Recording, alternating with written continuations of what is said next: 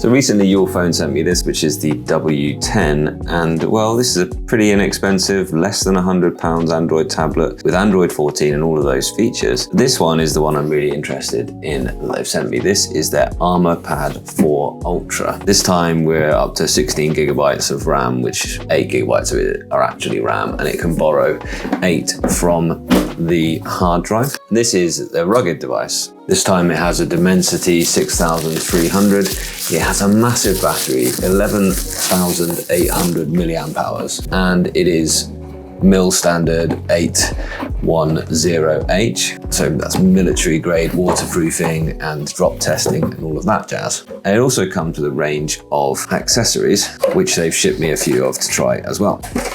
Wow, it's a chunk. It's got features like NFC, and it's got a lot of different expansion ports. There's 1, 2, 3 sets of pogo pins so far. Option for the light, is that for the torch on and off? Yeah, I can imagine having to use this with gloves. SIM card slot in there, in this rugged body here. So let's just make sure that I only take the top information sheet rather than the actual screen protector itself. And in the box, I've got a little hand grip that can be actually screwed onto the thing. Screws and SIM card removal tool. Just pop that on the back of it. Actual screwdriver to do that jazz. C2C cable. A charger, which is 15 watts. So fully loaded really. And this thing is coming in at about $400, so it's not expensive. Let's get that going, setting up while I unbox some of the accessories. Oh, that's the power button there. It looks like a fingerprint reader as well. So what's that button then? Who knows? 15 megapixel rear camera. This is a torch here. For outdoor use, I mean, it's pretty snazzy. So the things you can get with it then, they've sent me a few to try, all of which are connected by these pogo pins. There's an endoscope, I haven't got that. So there's an HD camera endoscope, a dual camera endoscope, and this digital microscope they have shipped me. Thank you very much. It looks exactly like the little Jason that I bought a little while ago. Yes, it is, just branded with Ulefone. And it has the pogo pin connector. The pogo pin connector actually screws in as well. Do I have to unscrew that one first? I think I do, don't I? See what else I got first of all. And then this thing is another hand strap. Oh, I see, so that can connect across the case like that, which I don't know why you need to ship that one as well as the grip that they give you in the actual case, but this is a more, heavy duty one, I suppose. So this one is a hand strap that can go in either direction, and it is a kickstand as well. Yeah, this is a 12,000 x 2000 Full HD plus Gorilla Glass 500 nit screen, so it should be good enough for being outdoors as well. It does have a 1100 lumens light on the back. There's a button just to start. There you are. So it's got a camping light, they're calling that. And it'll do you a Morse code SOS as well. Cool. Don't know what that button next to it does. Oh, it's a camera button. Yeah, so that's a camera shutter button on top as well. So that's good. Fingerprint reader's good. Nice face. Got a sleeve though that I quite like, related to my complaint about it. Pretty loud already. Thick. This one fits in there nicely. Yes, that is a bit too thick. That is better though for using as a page turner. And that looks good. It does have magnetic snap. Okay, so last accessory to unbox then, the speaker accessory. My question with this is, does it have its own battery? Because if this is just borrowing power off the tablet, then it's going to be quite power hungry, isn't it? So the audio one is on the back there.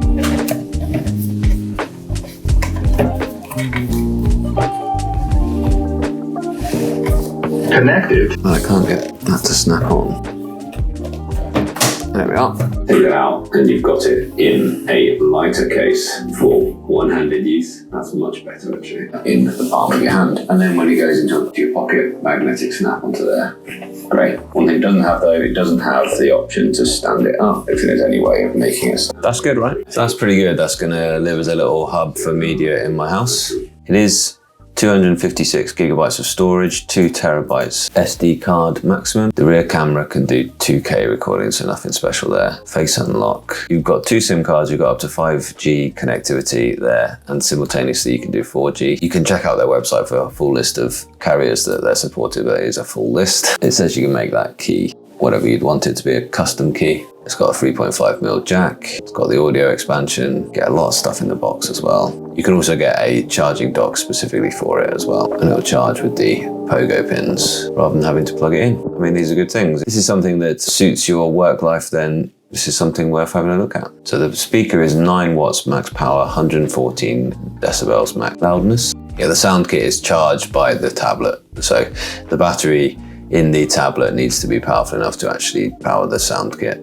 I can imagine, you know, if you're working outside, if you're camping, this is a very neat little package to be able to take sound with you. I'm personally looking forward to actually taking this out and using it in my football trainings. I don't need to worry about the weather and being able to play music through it. That'll be useful. Let's have a look at the microscope, why not? I think I need to unscrew that one to be able to screw the microscope in. Thought this would be a useful thing. I'm a science teacher, so useful thing to have on a tablet, and I can just stream the tablet to the board. Does it recognize that it's got one in it? It's only on. Don't think they have a dedicated microscope app. It's not finding that. Use smart camera APK. You can also get this exact same thing, but with a thermal imaging camera built in as well, which might well be very useful.